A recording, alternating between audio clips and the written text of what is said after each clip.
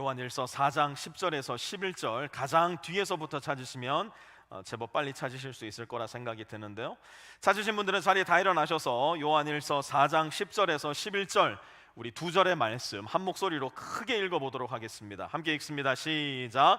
사랑은 이 사실에 있으니 곧 우리가 하나님을 사랑한 것이 아니라 하나님이 우리를 사랑하셔서 자기 아들을 보내어 우리의 죄를 위하여 화목제물이 되게 하신 것입니다.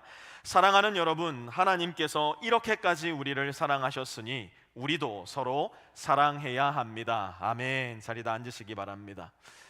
오늘부터 우리는 8월 한 달간 Better Together, Better Together 이라는 제목의 특별 시리즈 설교를 나누게 될 텐데요, 이제 다음 달 9월 달부터 새롭게 시작될 2024 그리고 25 시즌 라이프팀을 준비하면서 다시 한번 우리 교회 라이프팀이 왜 존재하는가, 우리는 여기에서 무엇을 하는가, 그리고 어떻게 이 일을 해나갈 것인가 함께 공부해 보는 시간 가지려고 합니다. 특별히 매해 8월이 되면 이제 익숙하신 분들은 익숙하실 거예요.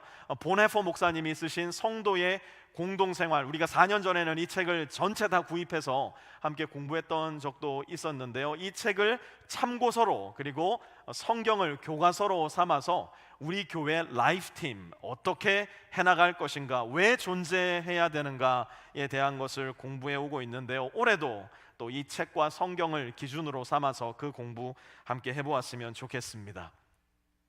2024년 파리 올림픽이 지난주에 개막을 했습니다. 역시나 말도 많고 탈도 많은 시작을 알렸지만 어쨌든 올림픽의 열기는 뜨거운 것 같습니다. 우리나라는 총 23개 종목 143명의 대표 선수들이 이번 올림픽에 출전하여서 전 세계 가장 뛰어난 운동 선수들과 그야말로 자웅을 겨루고 있는 중인데요, 올림픽 경기를 위해서 4년이라는 시간 동안 굵은 땀방울, 또 때로는 눈물을 흘리고 마침내 올림픽에 출전한 선수들을 우리는 국가대표 선수 혹은 올림픽 대표 선수라고 부릅니다. 더 나아가서 우리나라가 참 잘하는 이 양궁이 됐든 펜싱이 됐든 사격이 됐든 유도가 됐든 태권도가 되었든 올림픽에서 뛰는 모든 선수들을 총칭하여서 팀 코리아, 한국 팀이라고 부르기도 합니다. 만약 내가 팀에 속해 있다면 거기에 속해 있는 사람은 절대로 관중이 될 수 없습니다. 선수이니까요. 선수는 팀에 속해 있다면 함께 땀을 흘리며 준비해야 되고요, 함께 힘을 모아서 경기에 임해야 되고요, 경기의 결과와 관계없이 마지막 그 순간까지도 서로를 믿고 서로를 돕고 서로를 의지하는 가운데 경기를 해나가야 합니다. 그것이 바로 한 팀이기 때문이에요. 그런데 여러분, 교회에도 국가대표 선수들이 있다는 사실 혹시 여러분 알고 계십니까? 우리 교회에도 한 국가를 대표하는 국가대표 선수들이 있다. 도대체 이 국가대표 선수들은 누구일까? 예수님을 믿음으로 말미암아 하나님의 은혜로 하나님 나라의 시민이 된 저와 여러분 모두는 사실 하나님의 눈에는 하나님 나라의 국가대표 선수들입니다. 그리고 그 일을 하나님의 영광을 위하여 이 세상 가운데 경주를 해나가는 저와 여러분이 바로 하나님께서 하나 되게 하신 한 팀이라는 것을 우리는 기억할 수 있어야 될 텐데요, 에베소서 2장 10절은 그것을 이렇게 표현하여 말씀합니다. 한번 같이 읽어보겠습니다. 시작. 우리는 하나 작품입니다. 선한 일을 하게 하시려고 하나님께서 그리스도 예수 안에서 우리를 만드셨습니다. 하나님께서 이렇게 미리 준비하신 것은 우리가 선한 일을 하며 살아가게 하시려는 것입니다. 아멘.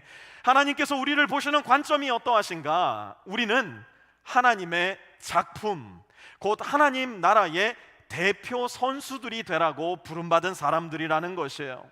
이 땅에 발을 딛고 살아가지만 하나님 나라의 방식대로 이 세상에서의 경주를 해나가고 우리의 코치 되신 주 예수 그리스도의 말씀을 따라서 우리에게 주어진 경기를 준비하며, 때로는 질 때도 있겠죠, 또 때로는 이길 때도 있겠지만 내 곁에 있는 형제 자매와 함께 한 팀을 이루어 신앙의 경주를 해나가는, 저와 여러분은 하나님 나라의 대표 선수들임을 기억해야 합니다. 바로 그 일을 잘 해내기 위해서 우리 교회에는 라이프팀이라 이름하는 소그룹이 존재하는 겁니다. 그럼에도 불구하고 제 마음 가운데, 아마 여러분 모두의 마음 가운데 이런 의문이 들 때가 있을 겁니다. 도대체 이 라이프팀 왜 해야 되는가? 도대체 이 라이프팀은 무엇이란 말인가? 예수 믿었으면 그냥 나 혼자 조용히 말씀 읽고 기도하고 때에 따라서 적절히 선한 일을 하면서 살아가면 되지 않겠는가? 왜 굳이 다른 사람들과 함께 모여 귀찮게 하나님의 말씀을 나누어야 되고 함께 밥을 먹어야 되고 왜 내가 저 사람을 위해서 기도해야 된단 말인가? 아마 제가 그런 생각이 들었다면 여러분들 모두의 마음 가운데는 그런 생각이 한두 번쯤은 반드시 들었으리라 생각합니다. 그 이유는 다음과 같습니다. 우리 모두는 더불어 살아가는 삶에 대한 숨길 수 없는 욕망과 욕구를 가지고 있기 때문이에요. 삼위일체 하나님의 형상대로 창조된 저와 여러분의 마음 가운데는 나 홀로 살아가는 삶에서 멈추는 것이 아니라 더불어 살아가는 삶에 대한 숨길 수 없는 욕망과 욕구가 있기 때문이에요. 여러분, 사실 우리는 고도로 개인주의화되고 자본주의화되어서 얼마든지 내가 마음만 먹는다면 한평생을 홀로 살 수 있는 시대 가운데 살아갑니다. 불과 저와 여러분의 부모님 세대만 생각해 봐도요, 절대로 혼자 살 수 없었어요.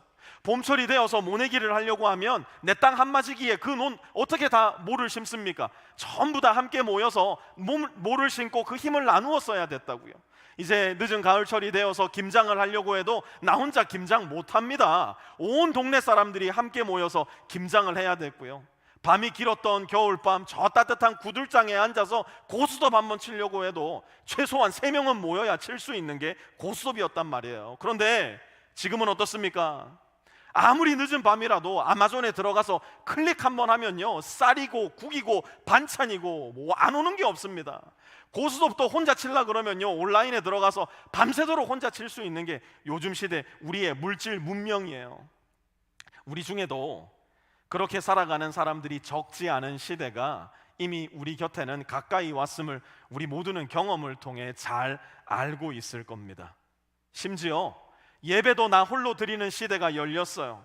몸이 아픈 것도 아니에요. 무슨 특별한 상황이 있는 것도 아니에요. 그런데 지금 집에서 예배 드리시는 여러분, 도대체 왜 그러시는 겁니까? 물질 문명을 마음껏 이용하시는 겁니까? 그렇게 나 홀로 살아보니까, 그렇게 나 홀로 예배 드려보니까 정말 좋은가요? 그렇게 나 홀로 사는 삶이 정말 만족스러운가요? 그렇게 사는 것이 진정 인간다운 삶일까요? 아무리 그것이 가능하다 하더라도, 심지어 내 자신이 극단적 내성적인 성향을 가지고 있어서 그렇게 사는 것이 편안하다 하더라도 평생을 나 홀로 살고 싶다 이야기하는 사람은 인간이라면 결단코 이 세상에 단 한 명도 존재하지 않을 거예요. 비록 함께 살아가는 것이 홀로 살아가는 것보다 훨씬 더 불편하고, 신경 쓰이는 거 훨씬 더 많고, 말로 다 할 수 없을 만큼 힘들고 어려운 일에 마주한다 하더라도, 내가 만약 사람이라면, 내가 하나님의 형상대로 지음받은 인간이라면 나는 여전히 더불어 살아가는 삶을 선택할 것이고, 더불어 살아가는 삶을 더 좋아할 것이며, 더불어 살아가는 삶 안에서 훨씬 더 큰 기쁨과 의미를 발견하게 될 거예요. 사실 이것은 그냥 자연적 인간, 곧 하나님을 멀리 떠나서 여전히 하나님을 믿지 않는 사람이라 하더라도 사람이라면 모두가 가지고 있는 인간의 한 단면일 뿐, 거듭난 인간, 곧 하나님의 자녀가 되어서 예수님을 닮아가는 성도의 삶을 여실히 보여주지는 못합니다. 그래서 우리는 단순히 더불어 살아가는 삶에서 멈출 것이 아니라 더불어 살아가는 성도의 삶이 무엇인가? 오늘 이 자리에 모여있는 저와 여러분은 성도인데 더불어 살아가는 성도의 삶이란 도대체 무엇인가 깊이 생각해 볼 필요가 있을 거예요. 먼저 성도로서 더불어 살아간다. 이것은 결단코 평범한 일이 아니라는 것을 저와 여러분은 기억할 수 있어야 합니다.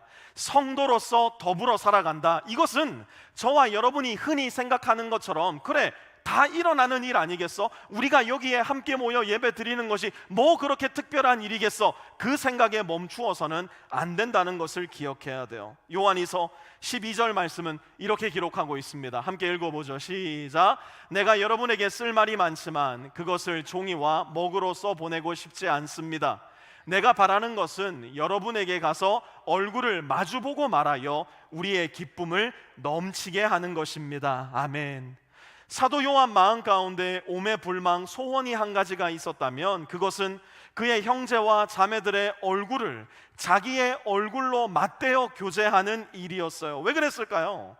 사도 요한은 지금 형제 자매들과 자유롭게 만날 수 있는 상황 가운데 있지 않았기 때문이에요. 사도 요한이 살아가던 그 당시의 환경이 형제 자매들이 함께 모여 교제하는 일, 형제 자매들이 함께 모여 목소리 높여 하나님을 찬양하는 일, 하나님께 함께 예배하는 일을 불가능하게 만들고 있었기 때문이에요. 그것이 자유롭지 않다는 것이 사도 요한 당시의 모든 그리스도인에게는 너무나 일상적인 모습이었기 때문이에요. 사도 바울은 디모데후서 4장 9절에서 11절에 이렇게 말합니다. 같이 한번 읽어보죠. 시작. 그대는 속히 나에게로 오십시오. 대만은 이 세상을 사랑해서 나를 버리고 데살로니가로 가고 그레스게는 갈라디아로 가고 디도는 달마디아로 가고 누가만 나와 함께 있습니다. 그대는 올 때에 마가를 데리고 오십시오. 사도 바울은 지금 로마 감옥에 나홀로 갇혀 있는 상황이었어요. 특별히 디모데후서를 기록할 당시 사도 바울은 이 땅에서의 자기의 생명이 얼마 남지 않았다는 사실을 잘 알고 있었던 것 같아요. 그래서 마지막으로 이 땅에서 자기가 꼭 보아야만 할 사람, 자기가 꼭 보고 싶은 사람을 자기에게로 불러 모으기 시작합니다. 먼저 디모데에게 이야기합니다. 그대는 속히 나에게로 오십시오. 마가에게도 이야기합니다. 마가도 내게로 데리고 오셔야 합니다. 무엇입니까? 만남이 너무나 그리웠던 거예요. 사도 바울의 마음 가운데 성도의 사귐이 간절했던 거예요. 그것이 자유롭지 않은 상황이었기 때문이에요. 우리 중에도 예쁘다고 차 뒤에 붙이고 다니는 문양 중에 이 익투스라고 불리는 물고기 모양의 문양, 아마 여러분들 많이들 보셨으리라 생각을 하는데요. 이것은 그저 우리 눈에 보기에 좋은 그리스도인의 장식품이 아니었다는 것 또한 우리는 잘 기억해야 됩니다.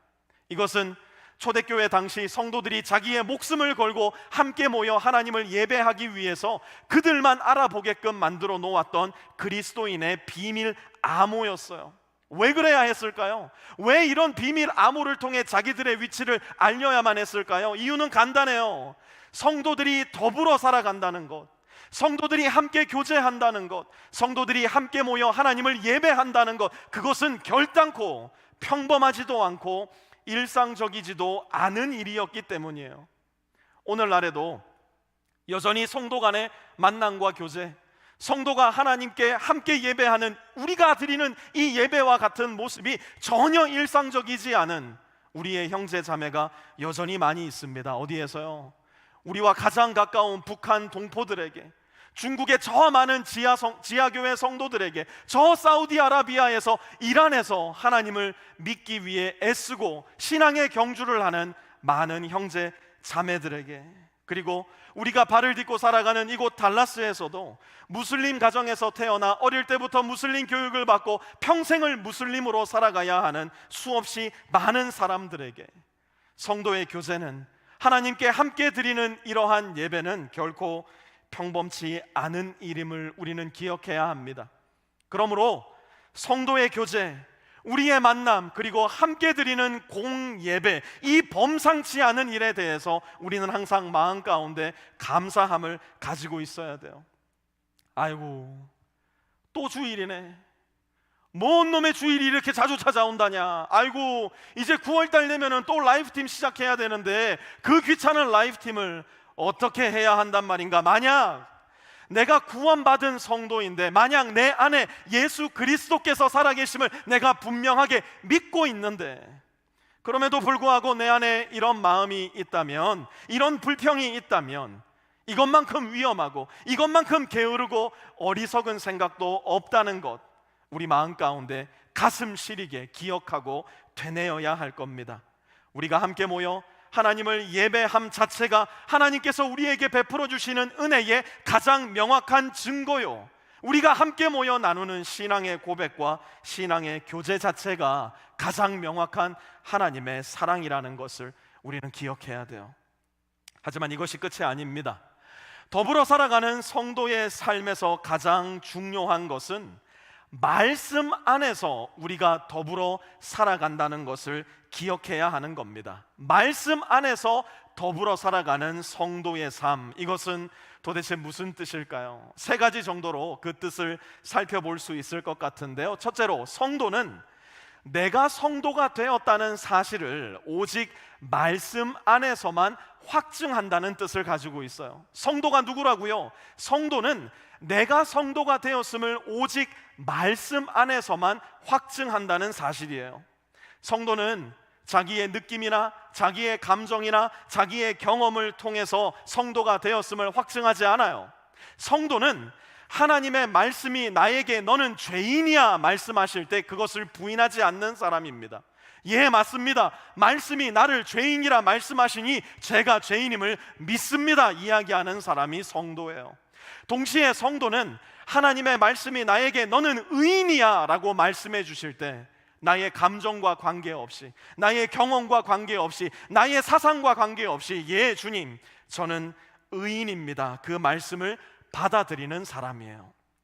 말씀 안에 있는 성도는 자기의 죄나 자기의 의를 자기 내부, 곧 자기 마음의 성품, 자기가 살아온 선행의 흔적, 자기의 경험에서 찾지 않고 자기의 외부, 곧 예수 그리스도께서 나를 사랑하시어 이 세상에 오셨고 예수 그리스도께서 나를 대신하여 십자가에 죽으셨으며 예수 그리스도께서 부활하시어 나에게도 영원한 생명을 약속하셨다는 그 지엄한 하나님의 말씀 가운데서 발견하는 사람이에요. 그러니 말씀 안에 거하는 성도는 절대로 자기의 죄나 자기의 의를 자기 안에서 발견하지 않고 자기의 밖, 곧 하나님의 말씀 가운데 발견합니다. 예수님이 날 죄인이라 말씀하시면 누가 뭐라 해도 난 죄인이에요. 예수님이 날 의인이라 말씀하시면 누가 나에게 죄인이라 해도 나는 의인이 되는 겁니다. 많은 그리스도인들이 여전히 고민하고 예수 믿은 지 20년, 30년이 지났지만 여전히 의심하고 여전히 힘들어하는 이유가 뭐예요? 나는 구원받은 성도가 맞느냐? 계속해서 의심하기 때문이에요. 내 삶이 이 모양 이 꼴인데 도대체 내가 하나님의 자녀가 될 자격이 있는가?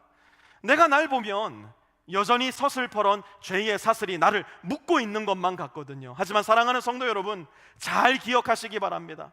사탄은요, 우리가 생각하는 것보다 훨씬 더 교묘하고 훨씬 더 지혜롭습니다. 사탄은 우리 마음 가운데 그 의심을 깊이 파고들어서 우리로 하여금 비참한 그리스도인이 되게 만드는 겁니다. 하지만 성도는 누구라고요? 말씀 안에서만 살아가는 사람들, 말씀을 기준으로 삼는 사람들이에요. 그렇기 때문에 내 마음 가운데, 내 감정 가운데, 내 생각 가운데 어떤 생각이 들어오든지 관계없이 말씀 안에 더불어 살아가기로 결단하는 사람들, 그것이 하나님께서 거룩하게 하신 성도들임을 기억하셔야 됩니다. 둘째로, 말씀 안에서 더불어 살아가는 성도는 누구인가? 성도는 그리스도의 이야기를 다른 성도를 통해 듣고 배우는 사람들이에요. 말씀 안에 더불어 살아가는 성도는 그리스도의 이야기와 말씀을 다른 성도들을 통해 듣고 배우는 사람들입니다. 이사야서 6장 8절은 이렇게 말씀합니다. 같이 한번 읽죠. 시작. 그때에 나는 주님께서 말씀하시는 음성을 들었다.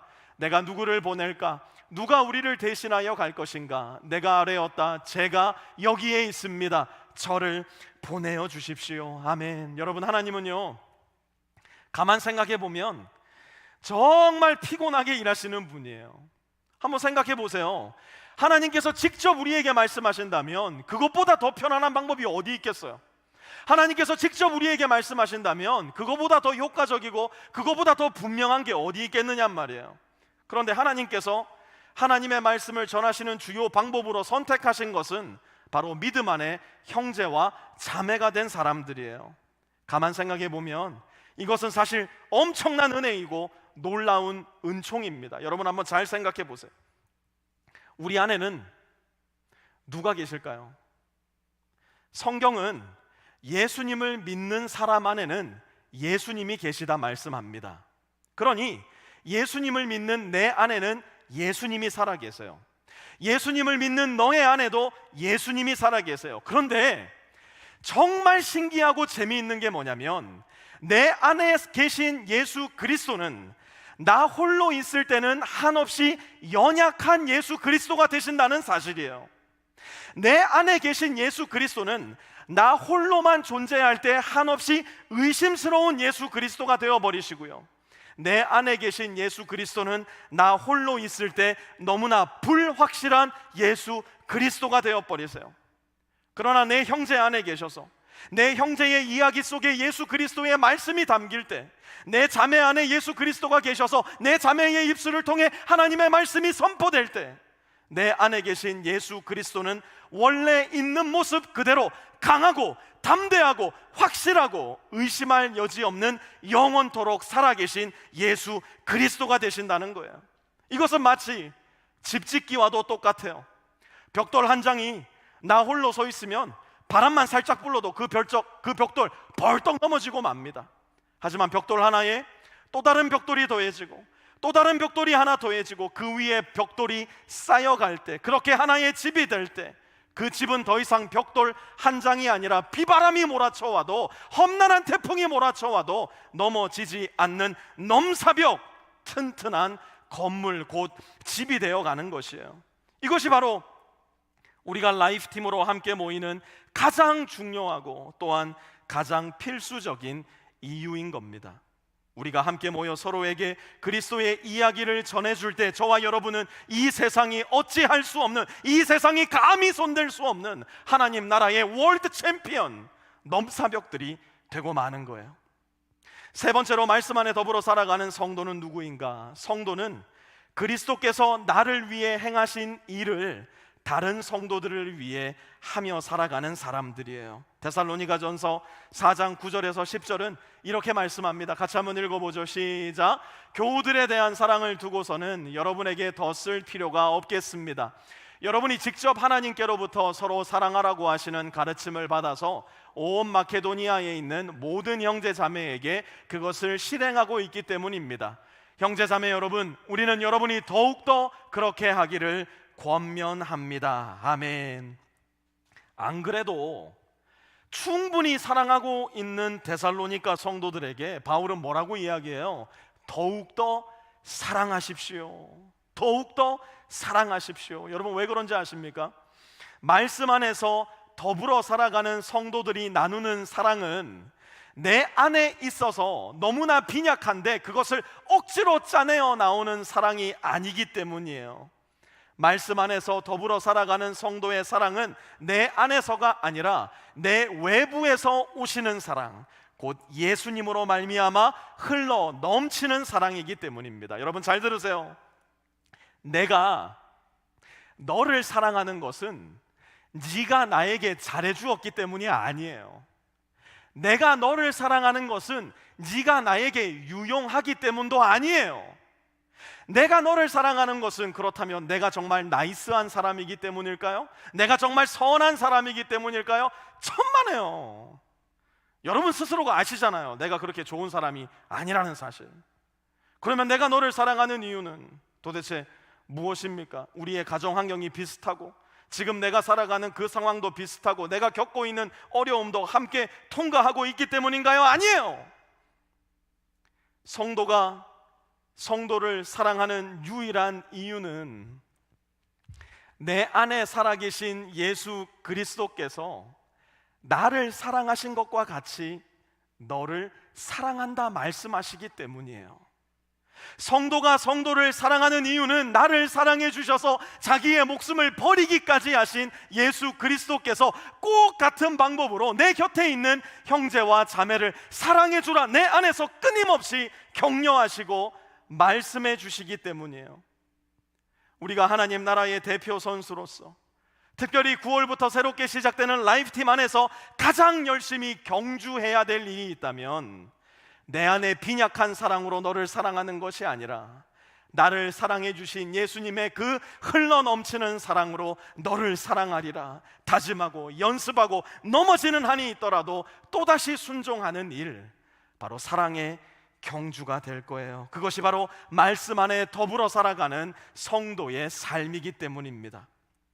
그런데 이렇게 말씀 안에서 더불어 살아가는 성도의 삶을 살기 위해서 이제 앞으로 시작될 라이프팀 안에서 저와 여러분 모두가 반드시 기억하고 유념해야 될 주의사항 한 가지가 있습니다. 그것은 말씀 안에서 더불어 살아가는 성도의 삶은 우리 안에 존재하는 환상이나 이상이 아니라 하나님께서 이미 우리에게 허락하신 현실임을 기억하는 것이에요. 요한일서 4장 10절에서 12절입니다. 같이 한번 읽어보죠. 시작. 사랑은 이 사실에 있으니 곧 우리가 하나님을 사랑한 것이 아니라 하나님이 우리를 사랑하셔서 자기 아들을 보내어 우리의 죄를 위하여 화목 제물이 되게 하신 것입니다. 사랑하는 여러분, 하나님께서 이렇게까지 우리를 사랑하셨으니 우리도 서로 사랑해야 합니다. 아멘. 여러분, 사랑은 환상이 아니에요. 교회를 세워나가는 것은 우리의 이상이 아니에요. 사랑은 곧 하나님이 우리를 사랑하셔서 자기의 독생자를 우리를 위해 보내어 주신 이 현실에 깃대어 있어요. 많은 사람들이 교회를 두고 너무나 큰 이상과 환상을 품는 것을 보게 됩니다. 우리는 선교적 교회 할 겁니다. 우리는 위대한 교회가 될 겁니다. 아니, 우리는 작고 화목하고 가족 같은 교회가 될 겁니다. 아니요, 우리 교회는 청년들이 살아 숨쉬는 교회가 될 겁니다. 우리 교회는 크고 화려하고 글로벌한 교회를 이루어 갈 겁니다. 예, 다 좋습니다.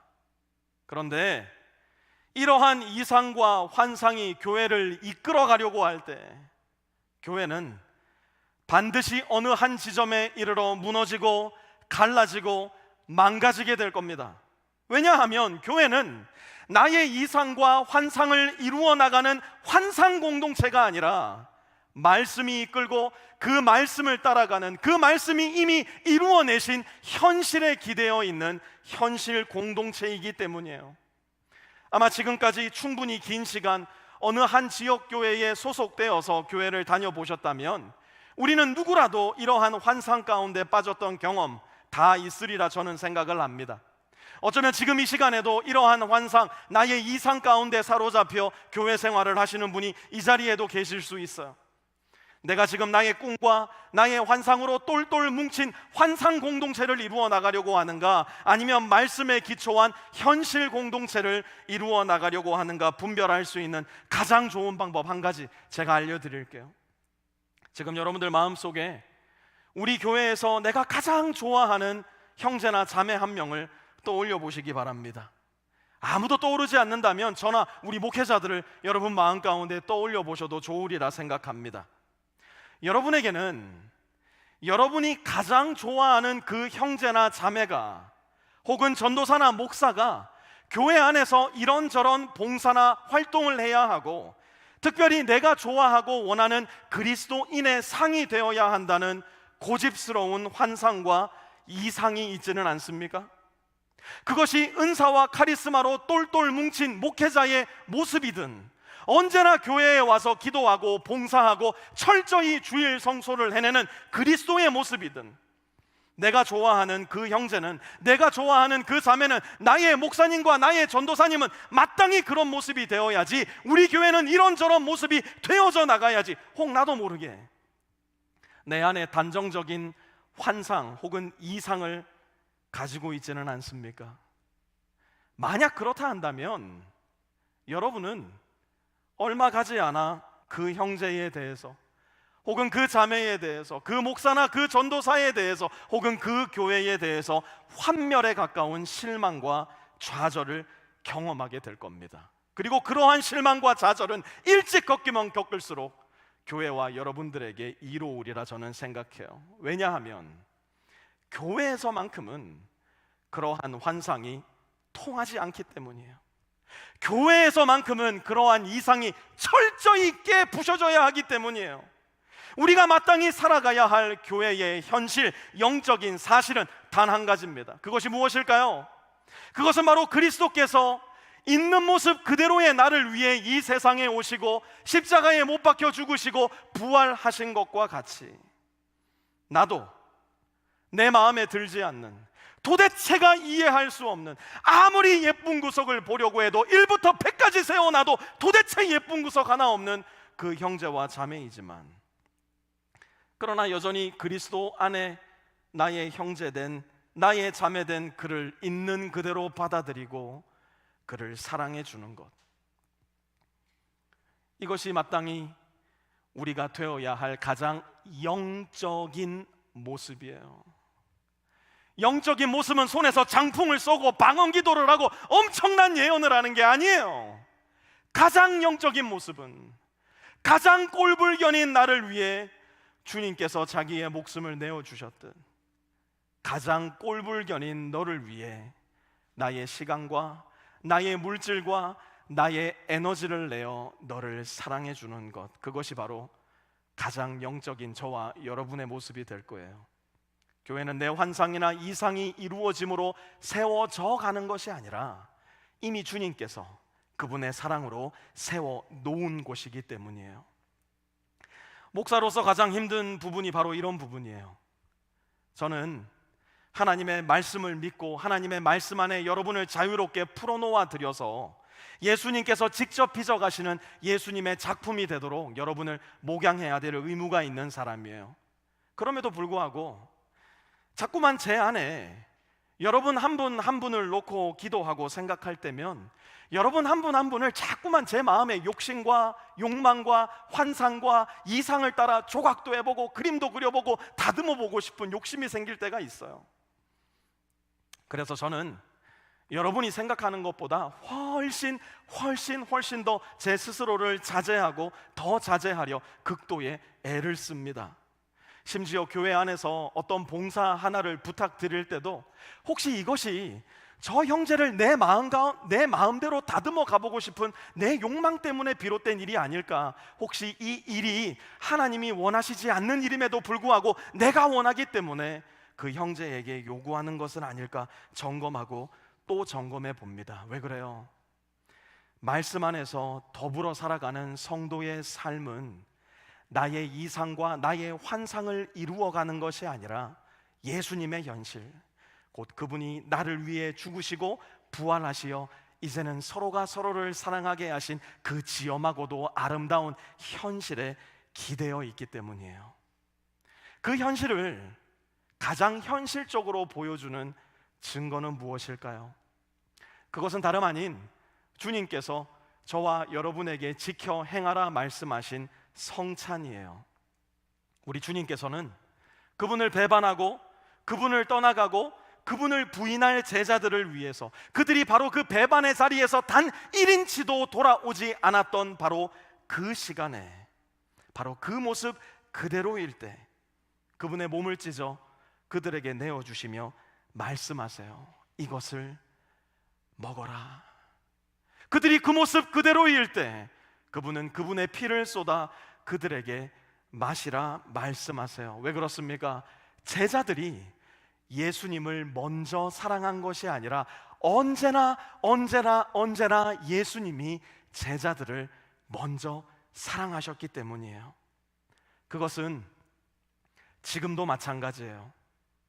내일이면 또다시 예수님을 나 몰라라 하고 배신할 저와 여러분들임에도 불구하고, 내일이면 또다시 예수님을 외면할 저와 여러분들임을 너무나 분명하게 아시는 예수님임에도 불구하고 예수님은 또다시 그분의 살을 찢어 우리에게 주시며 말씀하세요. 이것은 너희를 위하여 찢기는 나의 몸이니 나를 배반하는 너희여 여전히 나의 살을 먹어라. 내일이면 오늘 내가 어떤 예배를 드렸는지 새까맣게 잊고 세상 가운데 새까만 모습으로 살아갈 저와 여러분임을 너무나 분명하게 아심에도 불구하고 예수님은 여전히 그분의 피를 흘리시며 저와 여러분을 초청하세요. 이것은 너희를 위하여 흘리는 나의 피니 이것을 너희는 마셔라. 말씀 안에 더불어 살아가는 성도의 삶, 그것은 내가 시작하는 삶이 아니에요. 예수님이 나를 위해 이미 시작하신 현실입니다. 이 현실에 나의 삶을 동참하기 원하시는 분들은 주님의 성찬을 준비해 주시기 바랍니다. 빛의 교회 성찬은 빛의 교회 성도가 아니더라도 예수님을 믿어 거듭난 성도이시면 누구나 참여하실 수 있습니다. 들어오시면서 성찬기를 받지 못하신 분이 계시다면 뒤에 있는 성찬기를 취하셔서 성찬을 준비해 주시면 되고요. 혹 내가 아직 예수님을 믿지 않는다 하시는 분들은 그저 이 모습을 함께 지켜보시면서 우리 그리스도인들이 나누는 성찬을 한번 지켜보시기를 부탁드리겠습니다.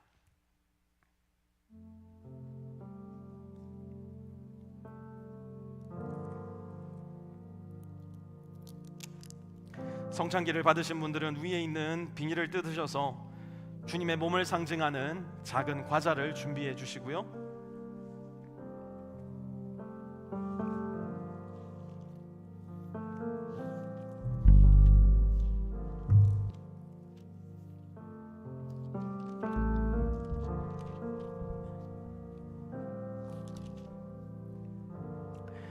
주님께서 잡히시던 날 밤, 주님께서는 빵을 찢어 제자들에게 나누어 주시며 말씀하셨습니다. 이것은 너희를 위하여 찢기는 나의 몸이다. 이것을 마실 때마다, 이것을 먹을 때마다 나를 기억하여라. 우리 주님의 말씀에 순종하여 이 작은 과자를 주님의 몸으로 취하며 주님의 말씀에 순종하도록 하겠습니다.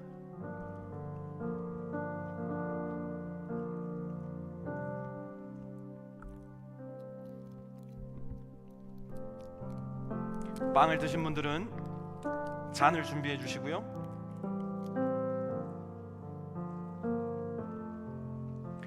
식후에 주님께서는 또 이와 같이 말씀하셨습니다. 이것은 너희를 위하여 흘리는 나의 피니, 이것을 마실 때마다 나를 기억하여라. 우리는 두 가지를 기억해야 됩니다. 아무런 자격 없는, 내일이면 또 예수님을 배반할 수도 있는 나를 위해 예수님은 여전히 그분의 피를 흘려주셨어요. 그것이 은혜입니다. 그렇다면 이제 나는 어떤 사람이 되어야 합니까? 주님의 몸과 주님의 피를 먹고 마신 우리는 내 곁에 있는 나의 사랑을 받을 자격이 없는 형제와 자매들을 향해 그리스도의 눈을 가져야 됩니다. 나도 주님께 받은 사랑 그대로 저희를 사랑하리라. 나도 나에게 오신 주님과 같이 저희에게 먼저 다가가 따뜻한 손을 내밀어 주리라. 우리 그 마음을 가지고 주님의 말씀에 함께 순종하도록 하겠습니다.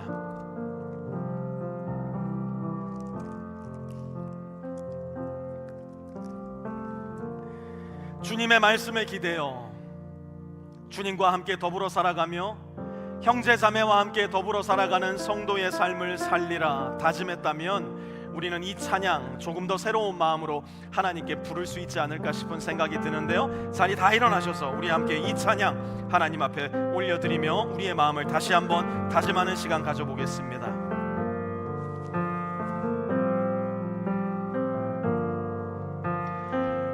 우리는 하나님의 자녀, 주 사랑 안에 우리 거할 때 주님 나를 사랑하신 것 같이 우리도 서로 사랑할 수 있네. 우리는 주의 몸된 교회, 모든 지체가 하나 될 때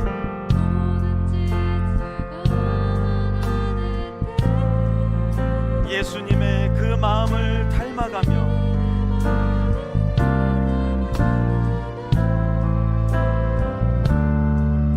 고통과 즐거움 함께 나누네. 하나님 안에서 우리 서로 이어져 주가 거하실 성전이 되네.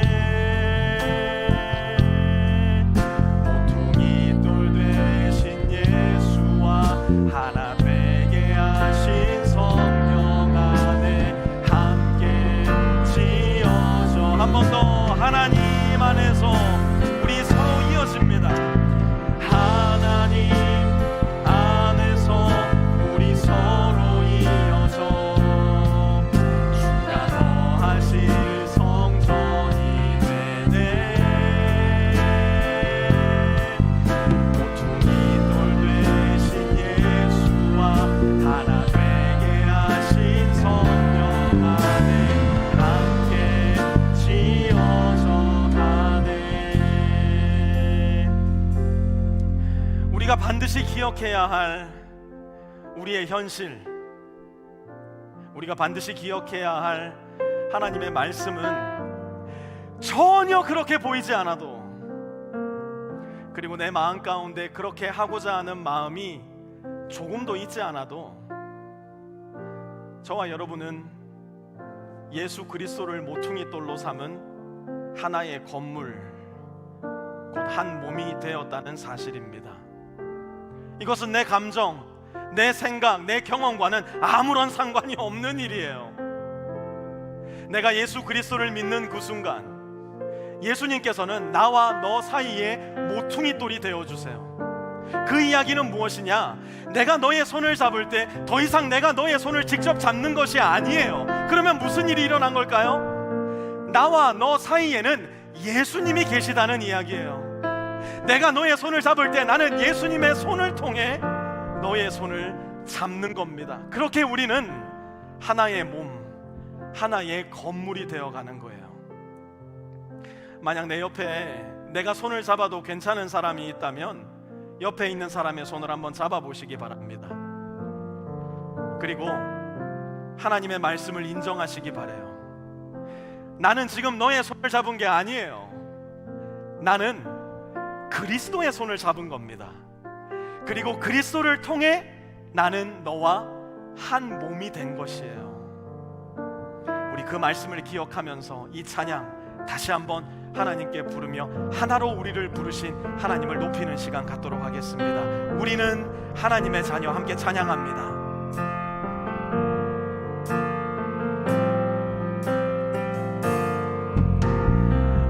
우리는 하나님의 자녀, 주님 사랑 안에 우리가 거합니다. 주 사랑 안에 우리 거할 때 우리의 기준, 주님 나를 사랑하신 것 같이 나도, 그리고 우리도 서로 사랑하는 사람이 되는 겁니다. 왜 그럴까요? 우리는 주님의 몸된 교회니까요. 주의 몸된 교회, 뭐든지 제가 하나 될 때 예수님의 마음을 닮아가며 고통과 즐거움 함께 나누네.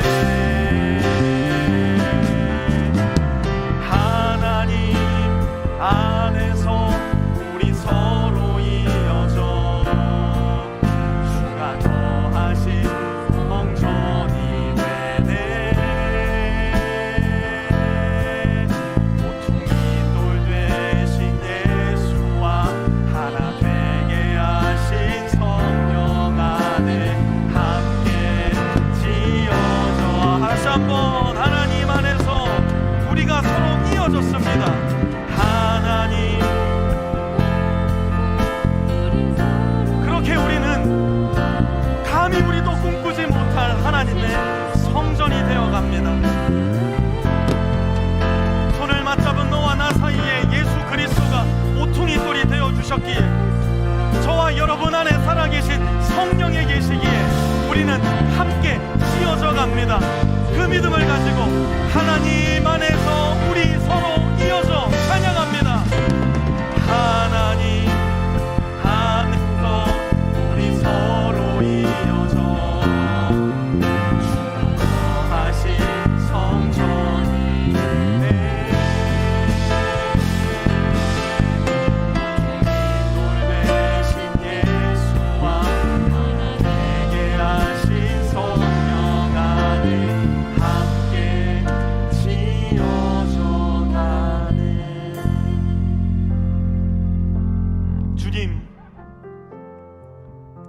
손을 맞잡은 너와 나 사이에 예수님이 계시다는 그 현실을 기억할 수 있게 도와주십시오. 내가 너를 바라보는 그 시선이 나의 시선이 아니라 예수님의 시선이 되어야 한다는 것을 기억할 수 있게 도와주십시오. 저 멀리 홀로 있는 너에게 다가가는 나의 발걸음이 내 발걸음이 아니라 우리 주 예수 그리스도의 발걸음이 되어야 한다는 사실을 기억할 수 있게 도와주십시오. 전혀 그렇게 보이지 않아도, 전혀 그렇게 느껴지지 않아도 예수님 때문에, 우리 안에 살아계신 성령님 때문에 우리는 이미 하나가 되었고 그렇게 주님의 성전으로 지어져 가고 자라가고 있다는 것을 인정하고 믿고 순종하며 살아갈 수 있는 우리 빛의 교회 모든 성도들이 될 수 있도록 주님 은혜를 베풀어 주시옵소서. 이제는 우리 주 예수 그리스도의 은혜와 하나님 아버지의 무한하신 사랑하심과 성령님의 내주교통하심이 이제는 우리 주 예수 그리스도를 모퉁이 돌로 삼고 너와 내가 하나됨을 인정함으로 말미암아 주님께서 이미 세우신 그 교회 위에 하나의 몸이 되어 하나의 벽돌이 되어 주의 성전을 이루어 가리라 다짐하고 이 세상 가운데로 나아가는 우리 모든 빛의 성도들 머리 위에와 그들의 가정 위에, 직장 위에, 기업 위에, 학업 위에, 모든 자녀들과 모든 관계들 위에도 이제로부터 영원토록 함께 하옵시기를 간절히 축원하옵나이다. 아멘.